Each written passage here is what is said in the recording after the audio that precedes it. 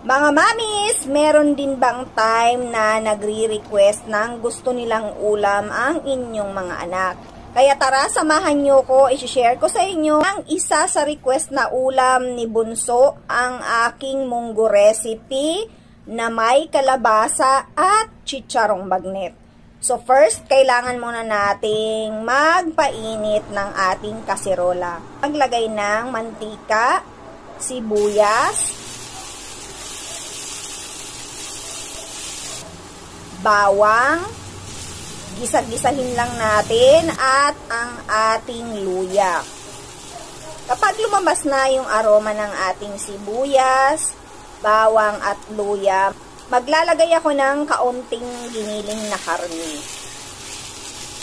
Gisa-gisahin lang natin at maglalagay na din ako dito ng pork cubes. Isang pork cubes mga mamis ang ginamit ko dito.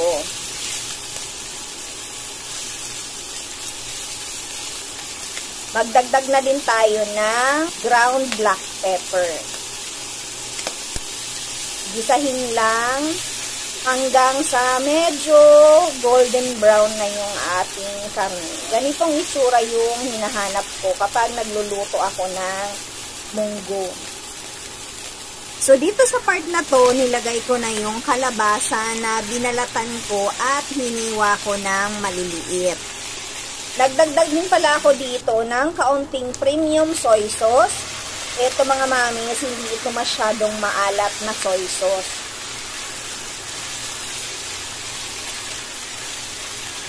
And then, nilalagay ko na din ang pinakulong munggo. So, wala itong sabaw mga mamis, naubusan siya ng sabaw, pero malambot na ito.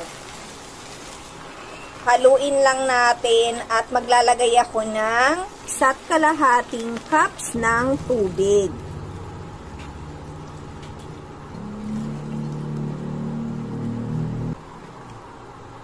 Haluin lang natin, takpan at pakuluin. So dito sa part na to, magtitimpla na ako mga mamis. Hindi ko na siya tinakpan para mabawasan yung kanyang sabaw. Nagdagdag ako dito ng kaunting patis. So, adjust accordingly, depende sa inyong panlasa.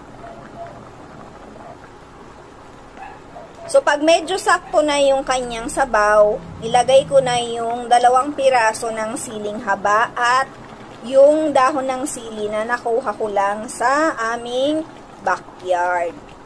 Hinugasan ko lang ito ng maayos. At ang ating final touch, maglalagay ako ng kaunting chicharong bagnet ng Doña D. Sobrang sarap nito. So, bali yung chicharong bagnet, hiniwa-hiwa ko na siya ng katamtamang laki. So, mga mamis, eto na yung finished product. Sobrang sarap nito. At tuwang-tuwa yung bunso ko dahil yung request niyang ulam ay tinupad ko. So, gustong-gusto niya to at medyo naparami siya ng kain dahil nga paborito niya yung kalabasa at paborito niyang i-request ang munggo. Minsan, Lunes pa lang nagre-request na yan ng munggo at sobrang excited siya dito. Ito yung ulam namin. At syempre, ito na yung ating plating. Naglagay ako ng kaunting chicharong bagnet. So, ayan, sana nag-enjoy kayo sa aking i-share na ulam recipe. So, try nyo to. Alam ko mag-i-enjoy kayo. Thank you for watching. Enjoy!